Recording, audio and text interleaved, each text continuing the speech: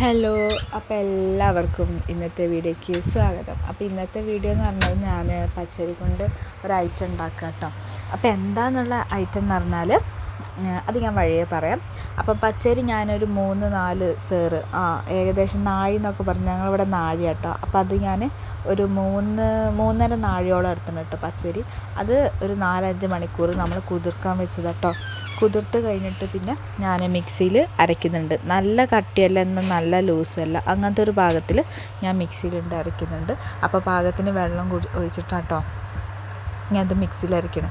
അങ്ങനെ first trip അരച്ചത് ഞാനത് ഒരു പാത്രത്തേക്ക് മാറ്റാം കേട്ടോ. അപ്പം അതിന് മുന്നേ എൻ്റെ ചാനൽ സബ്സ്ക്രൈബ് ചെയ്യാത്തവരുന്ന് സബ്സ്ക്രൈബ് ചെയ്യുക, തൊട്ടടുത്ത ബെൽ ബട്ടൺ കൂടി അമർത്തുക, എന്നാലേ ഞാൻ ഇടുന്ന വീഡിയോസിന് ഇങ്ങനെ നോട്ടിഫിക്കേഷൻ കിട്ടുള്ളൂ. അപ്പോൾ അതാ ഫസ്റ്റ് ഞാൻ അരച്ചതാണ്. അതേപോലെ ഞാൻ രണ്ടാമത്തേത് ബാക്കിയുള്ള പച്ചരിയും കൂടി ഇതേപോലെ അരയ്ക്കുന്നുണ്ട് കേട്ടോ. അപ്പോൾ അതും കൂടി ഞാൻ ഇതിലേക്ക് ഒഴിക്കുന്നുണ്ട്.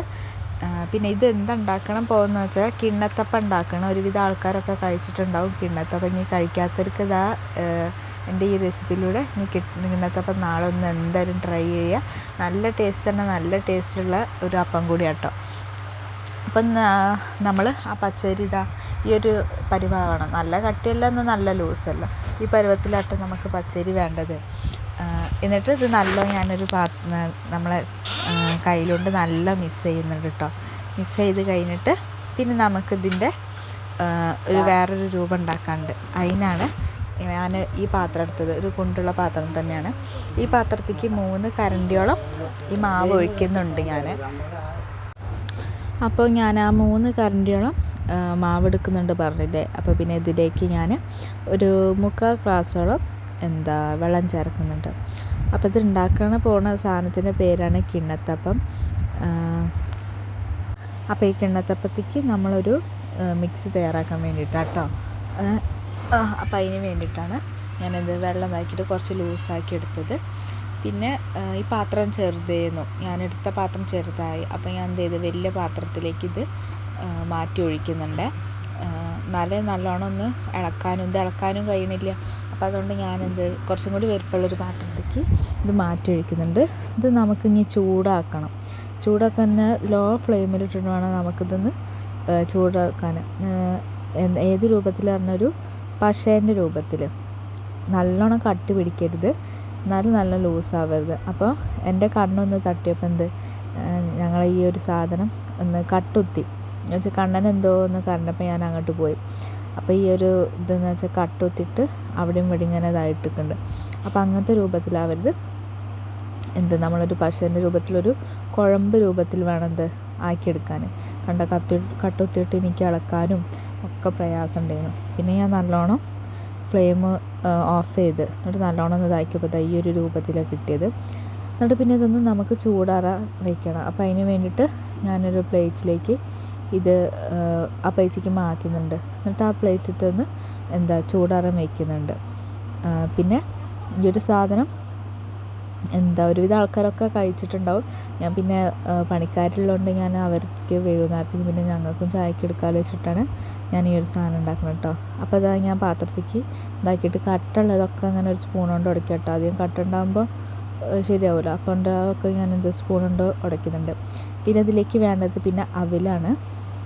ഈ അവിൽ കഴുകിയിട്ട് ഒരു 5-10 മിനിറ്റോളം നല്ലോണം കുതിർക്കാൻ വയ്ക്കണം. അവിൽ കടിക്കുണ്ടോ നോക്കണം. ആ ഒരു ഇതിലാകുമ്പോൾ നല്ലോണം കഴുകിയെടുക്കണം. പിന്നെ ഈ മിക്സിൻ്റെ ജാറ് നേരത്തെ അരി അരച്ച ജാറ് തന്നെ കേട്ടോ. അപ്പോൾ അതിലേക്ക് നമ്മൾ ആ മിക്സ് ഇട്ട് കൊടുക്കുന്നുണ്ട്. നമ്മൾ വേവിച്ച ആ മിക്സ്. പിന്നെ അതിലേക്ക് തേങ്ങ എത്രയാണോ ചേർക്കാൻ പറ്റുന്നത് അത്രയും നല്ലതാട്ടോ. എന്ന് വെച്ചാൽ നല്ല ടേസ്റ്റ് ഉണ്ടാവും തേങ്ങ നമ്മൾ ചേർക്കുമ്പോൾ. അപ്പോൾ ഞാൻ ഒരു തേങ്ങയും ചേർക്കുന്നുണ്ട്. ഒരു അത്യാവശ്യം വലിപ്പമുള്ള തേങ്ങയാണ്, അത് ഫുള്ളായിട്ടും ചേർക്കുന്നുണ്ട്. പിന്നെ വേണ്ടത് നമുക്ക് ഈസ്റ്റ് ആട്ടോ. അപ്പോൾ ഞാൻ ഈസ്റ്റ് കുറച്ച് ചൂടുവെള്ളത്തിൽ കുറച്ച് പഞ്ചസാര ഇട്ട് വെച്ചതായിരുന്നു. അപ്പോൾ അതും കൂടി പിന്നെ ഞാൻ അതിലേക്ക് ആഡ് ചെയ്യുന്നുണ്ട്. അതുകൂടാതെ നമ്മൾ കുതിർത്ത അവിലുണ്ടല്ലോ, അതും നല്ല കുതിർക്കണം.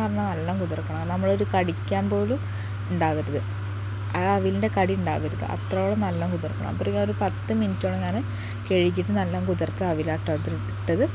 അപ്പോഴത്തേക്ക് മിക്സിൻ്റെ ജാറ് നല്ലോണം ശരിക്കും ഇത് വരുമ്പോൾ ഇത്രയൊന്നും ഉണ്ടാവില്ല കേട്ടോ. എന്നുവെച്ചാൽ മറ്റേ മാവിൻ്റെ കട്ടില്ല, ആ കട്ടി പോലെ തോന്നിക്കണം കേട്ടോ, അതിങ്ങനെ കൂടുതലായിരുന്നു തോന്നുന്നത്.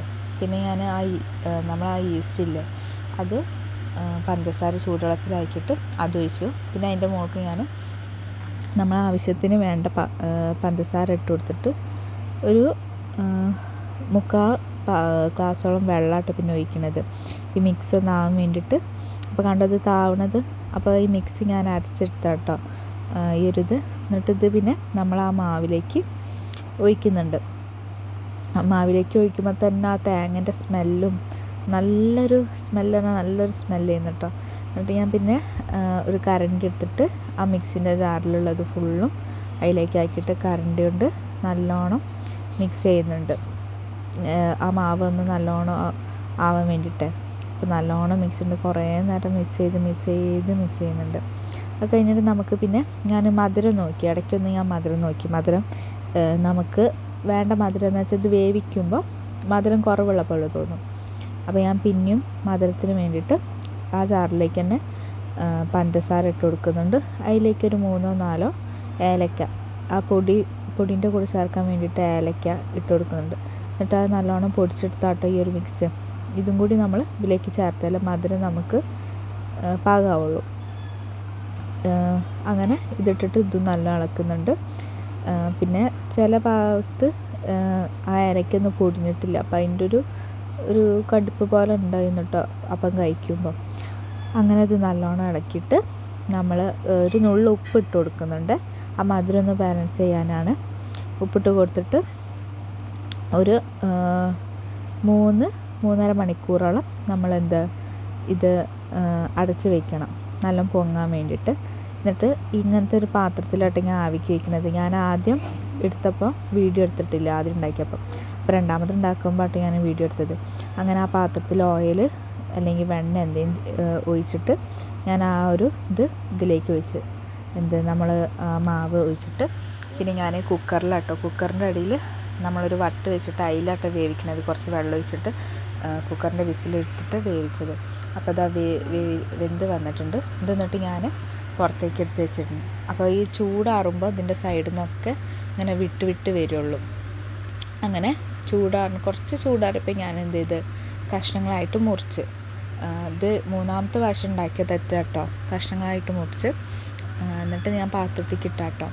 അപ്പോൾ അങ്ങനെ പാത്രത്തേക്ക് ഇട്ടതുകൊണ്ട് നല്ലൊരു സോഫ്റ്റും ഫീൽ ചെയ്യുന്നുണ്ട്. നമ്മൾ തൊട്ട് നോക്കുമ്പോൾ തന്നെ നല്ലൊരു സോഫ്റ്റും മാതിരി കഴിക്കുമ്പം മധുരമൊക്കെ പാകമാണ്.